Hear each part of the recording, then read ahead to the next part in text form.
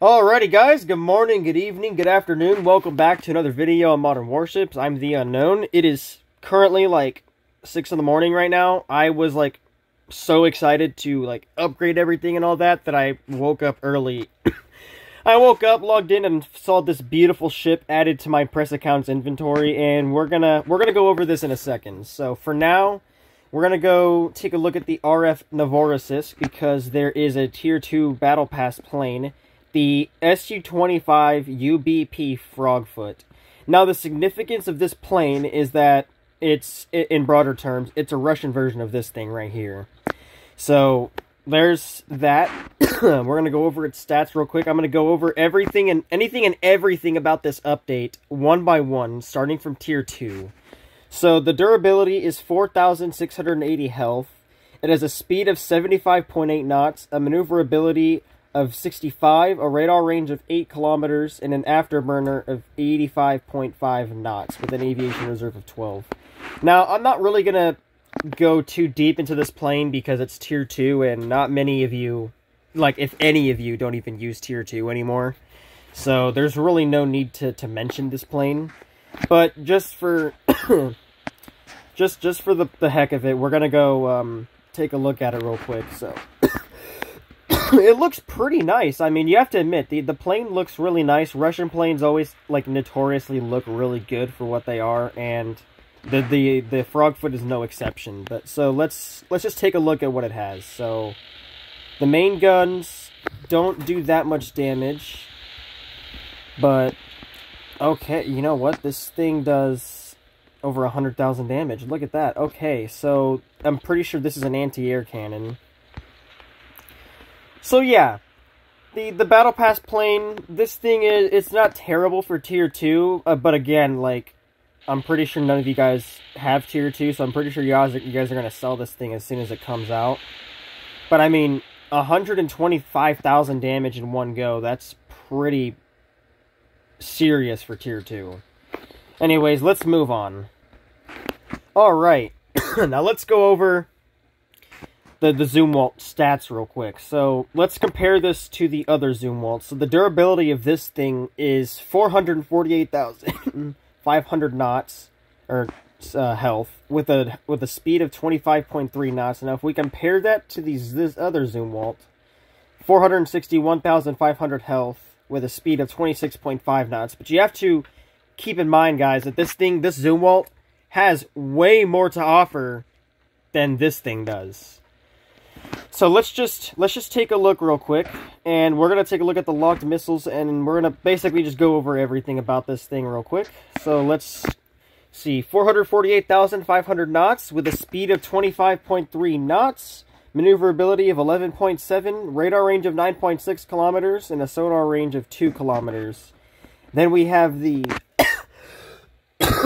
the NSM missile, which does 13,000 damage with a range of 11.7 kilometers and a reload of 7 seconds. Next, we have the locked epic railguns, which do 7,280 damage per round. The range is 17.33 kilometers. That's an odd number. And then it has a reload of 7 seconds. Next, it has a 2x torpedo slot. And then we have another Battle Pass item here. We have the Panspatial Dragon Wing, which has to be the weirdest helicopter in the history of helicopters, if you can even call this thing a helicopter. Its durability is 11,830 knots. I meant health, excuse me. I just woke up, so bear with me here. With a speed of 91 knots. That is insane. A maneuverability of 65, a radar range of 9.6 kilometers, and a sonar range of 1.20 kilometers. Next, we have the new autocannon, the Seahawk Sigma. However, this is not what the actual autocannon is called. I honestly forgot what it was called. My brother is the one that knows what it's called. I don't. But its damage is 741, with a range of 4.77 kilometers and a reload of 3.5 seconds. Now, this thing is a hybrid autocannon, and it is listed to shoot listed to shoot missiles and surface targets. So, it's basically just an American version of the rapid fire. And then next we have the locked air defense here, which I called it. I knew this thing was going to have a locked air defense on it. So this thing does 845 damage with the range of 3.9 kilometers and a reload of 2.45 seconds. Now, I know you guys are just itching to see the gameplay of this thing, and so am I, so let's just jump right into it. Alright, now before I get into it, I'm just gonna, like, go over the sexiness of the Michael Mansour zoom wall. Like, this thing, it looks goddamn sexy, dude. It looks better than the other zoom wall, just because it has the whole number on it. It's a gray, it's not like a two-tone paint job. But just goddamn, you have to admit, this ship, the zoom mold in general, just looks like a sexy-ass ship. But let's go look at the Dragon Wing, shall we? So this is the sitting position, and as you guys can see, it looks fucking redonkulous. There's no better way to put it. And then if we go in flight mode, it changes to a freaking strike fighter. Now this thing does 606 knots, guys. 606 knots. Alright, let's test out this cannon, though. The helicopter already died. And we're doing 73,000 damage with this cannon. Now, I did do this in test mode real quick, and I was able to crit, like, 90,000 damage. So let's see if we can do that real quick. 88,000. Okay, there we go. And this, look how many missiles. Just look how many missiles this thing has. Destroyed already, guys. Look at this thing. Alright. Let's see if we can do 90,000 damage. 68,000 that time. And that is another kill. Boom. Just like that. Alright. Let's... So this is a spam missile that fires 4 in one go. So you can use this as like a spam, and then you can slap some X-51s on this thing. Like, with the missiles and the Zircons, you're doing 120,000 damage every time with this thing.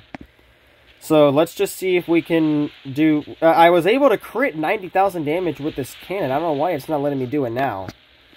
But this thing is able to crit like 80 to 90,000 damage, which is insane. But I don't know. I think in farther ranges it does more damage. It's not doing that much damage now. I don't know what the issue is, but I mean, there's another kill right there. That's 3 kills already. Let's just go over and absolutely rape the Ishikov. So I will say, this cannon does need an accuracy buff. I think that this cannon is inaccurate for longer ranges. It is a railgun, so it should not be this inaccurate. You know what I'm saying? Like, it's a good cannon, don't get me wrong. It is a very good cannon. It does a lot of damage, but it doesn't do enough damage for accuracy. But I will say, the Michael Mansour has proved itself freaking worthy, dude. This thing has 2 torpedoes and 6 missiles. Now, granted, if you were to put AT-MACAs on this, or BrahMos 2, you're firing 8 missiles off of this ship on top of torpedoes, dude. It does not get better than that. Tell me, does it get better than that, guys? Does it honestly get better than that? Alright, let's put that there for a second, and we're gonna go review the new drone. And yeah, we're gonna review the new drone. Let's get that over with. Alright, I have the CN Type 004 equipped because unfortunately the drone is Chinese. I mean, I'm not as disappointed that the drone is Chinese, only because most of the stuff in this update is American, and it's been a while since we've had American stuff, so let's just go over the stats of the drone real quick. The TB-001A Scorpion. It is 16,900 health, with a speed of 88.4 knots, a maneuverability of 110.5, a radar range of 16 kilometers, an afterburner of 109 knots, and an aviation reserve of 2, naturally. So let's just go into test mode and, you know, test this thing. Alright, here we go. Where's the drone? There's the drone. Alright. Oh, shoot. This thing has 3 sets of propellers on it. Okay. So the drone looks really nice. It has, like, 3 sets of propellers on it. It kind of reminds me of the P-38 Lightning with the formation of, like, the propellers, the wings, and all that. Alright, let's see just how much damage this thing can do. So, oh wow, it has a guided missile on it. So that, you're going to be doing 37,000 damage with that. And then 37 on top of 64. or 74. So that's over 100,000 damage in one go, guys. That's actually really good for a drone. Let's just do that again. There you guys have it, 110,000 damage in one go. Alright, the drone is definitely not terrible. The drone, it's pretty good, I will say. For a Chinese drone, it's decent. I'll put it on my 004 when I buy it, but, you know, I'm not gonna go out of my way to grind just for the drone. My goal is to get my beloved zoom wall here. Anyways, so the last things we have to go over are the skins and the avatars for this update. So first off, the free skin. We have the Blizzard skin, which is like a nice white with a bunch of snowflakes on it. Very clean. Next, we have the Wild Bond skin, which I don't know what this skin is supposed to be. I mean, it looks nice. I mean, it's a nice blue. It has a nice design going for it, but I just don't know what to make of it. And next, possibly the best skin of the bunch, the Magical Realm. This thing just, you know what? I'm going to stop talking. Just look at it.